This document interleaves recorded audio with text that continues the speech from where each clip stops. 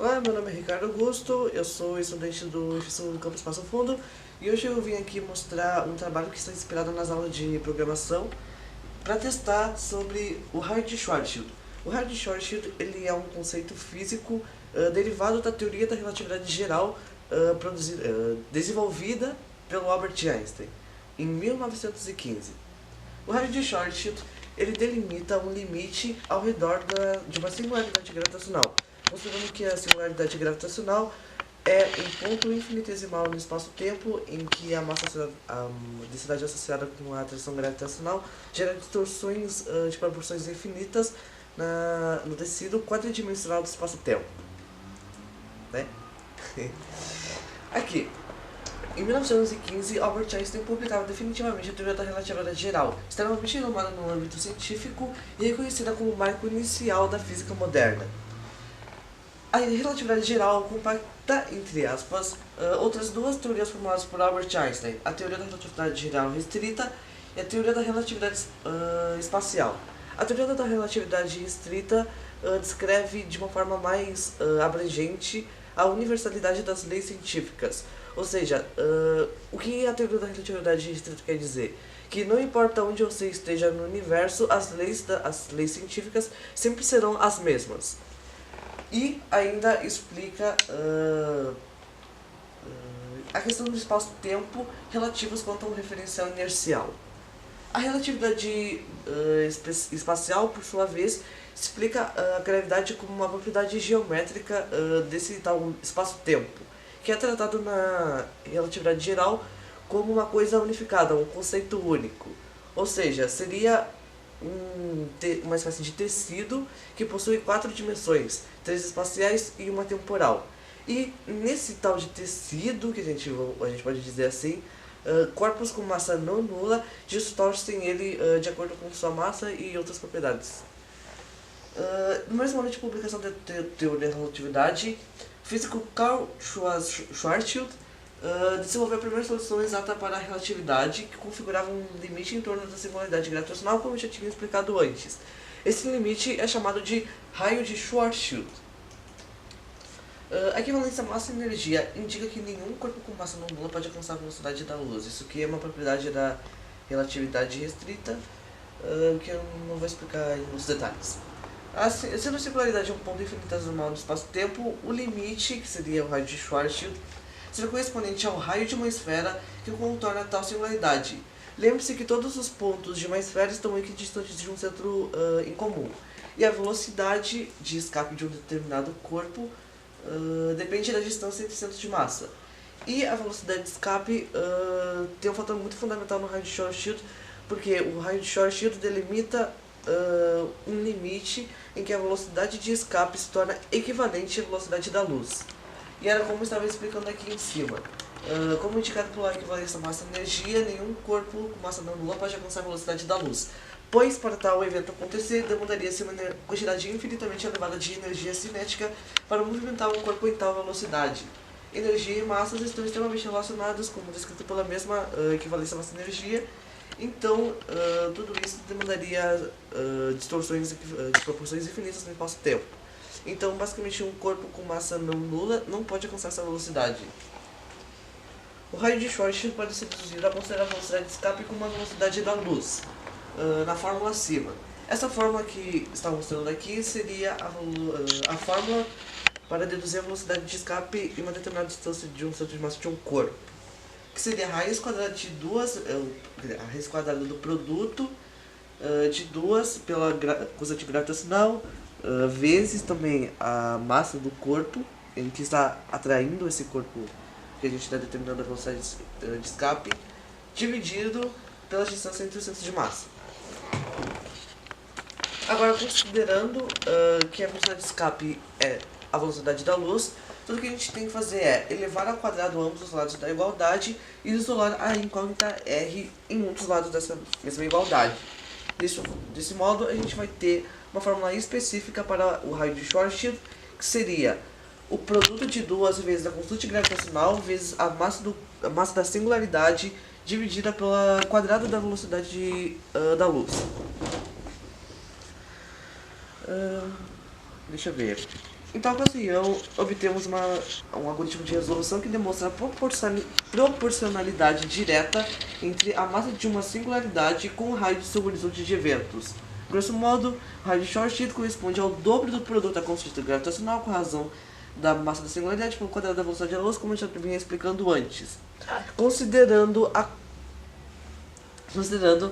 a constante gravitacional como aproximadamente 6,674184 multiplicado por 10 elevado a menos 11 metros cúbicos por quilograma segundo ao quadrado. Esse seria o valor atualmente aceito para a constante gravitacional. Lembrando que a constante gravitacional é uma constante utilizada como fator de proporcionalidade entre as grandezas envolvidas na força gravitacional descrita pela teoria da gravitação newtoniana. Aqui a gente tem uma imagem que demonstra o que seria esse tal de raio de Schwarzschild.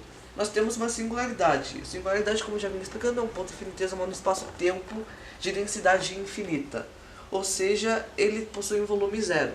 Mas, ao redor dessa singularidade, a gente descreve um raio que determina a área onde a velocidade de escape se torna maior do que a velocidade da luz.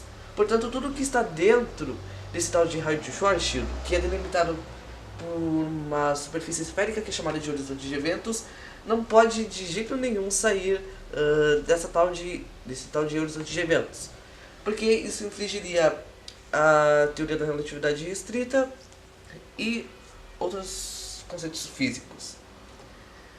Agora a gente já tem um conceito do que é o raio de Schwarzschild. Acho que já está bem definido o que é.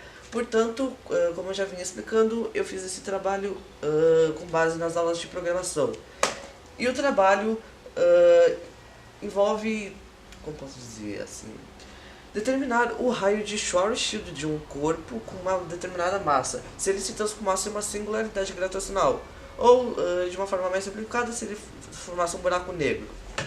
Aqui eu já tenho a imagem da fórmula, agora eu tenho aqui... Eu tenho aqui uma pequena calculadora que eu desenvolvi com linguagem JavaScript. Aqui está a linguagem que eu desenvolvi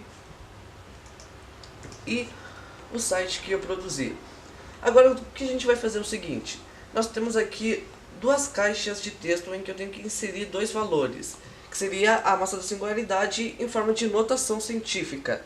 Nesse caso a gente tem que colocar a mantissa, que seria um valor entre 1 e aproximadamente 10, mas só que não 10, e o expoente da potência de base 10, considerando a notação científica como a mantissa vezes 10 elevado a esse expoente. Então vamos lá, vamos fazer alguns testes para determinar qual seria o raio de Schwarzschild de corpos medidos em quilômetros. Vou por cima, pera. Vamos lá, vamos primeiro pegar a Terra. A massa da Terra é estimada em 5,972 multiplicado por 10 elevado a 24 kg. Então, aqui a gente tem a mantissa de 5,972. Portanto, é só adicionar esse valor na caixa em que está escrito mantissa. 972. Agora, o expoente da potência de base 10 é só pegar o valor que está elevando esse valor aqui, que é o 10. Ou seja, seria 24. Agora eu tenho dois botões aqui. Eu tenho que clicar no botão calcular para que, com base nesses valores, o programa que eu desenvolvi conseguir calcular qual seria o raio de Schwarzschild de um corpo com essa massa. E limpar aqui seria para limpar todas as informações. Vou colocar novamente aqui para a gente poder testar o algoritmo que desenvolvi. Vamos clicar em calcular. E agora a gente conseguiu um valor de 0,00008869651667325 e assim por diante. Ou seja, se a Terra se transformasse em um buraco negro, o raio de Schwarzschild dela seria de 0,00005886965 e assim por diante. Ou seja, nós podemos concluir que o raio de Schwarzschild da Terra seria equivalente a 8 milionésimos de 1 quilômetro, ou 8 milímetros. Então, se a Terra se transformasse em um buraco negro, ela seria praticamente insignificante. Agora vamos testar com corpos com massa bem maior. Massa do Sol, 1,989 vezes 10 elevado a 30 kg. Esse é o valor estimado para a massa do Sol. E agora a gente vai adicionar esses valores para determinar o raio de short shield dela. Vamos limpar todas as informações aqui e colocar novamente a mantisa, que é 1,989. E o expoente da potência de base 10, que é 30. A gente adiciona na caixa de baixo.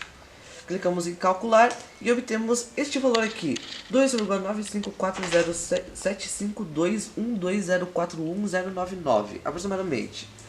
Lembrando que a medida está em quilômetros, ou seja, se o Sol se transformasse em um buraco negro, o raio de Schwarzschild dela seria de apenas 3 quilômetros. Ou seja, se o Sol se transformasse em um buraco negro, ele também seria bem insignificante pelo seu tamanho. Mas agora vamos testar com um corpo muito maior do que o nosso Sol, que seria a VY Canis Majoris. A VY Canis Majoris já foi classificada como a maior estrela já detectada no universo, só que existem outras estrelas bem maiores do que ela já registradas. Nesse caso, a massa estimada de VY Canis Majoris é 3,381 multiplicado por 10 elevado a 31 kg. Agora tudo que eu tenho que fazer é novamente aquilo que eu fiz antes. Pegar a mantissa, que é 3,381, e o expoente da potência de base 10, que é 31. Clicamos em calcular, e olha só o valor que a gente obteve. O raio de Schwarzschild da VY Canis Majoris, se ela se transformasse em um buraco negro, seria de 50.21482298597664 km, ou aproximando a grosso modo 50 km. Ou seja, seria uma distância bem maior do que seria a Terra e o Sol. E uma propriedade interessante da fórmula do raio de Schwarzschild é que ela é proporcional à massa da singularidade.